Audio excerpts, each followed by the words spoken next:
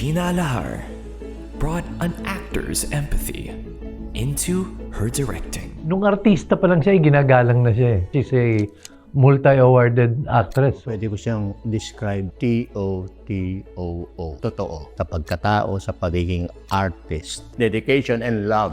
Love for the craft of acting and directing. Gina Alahar.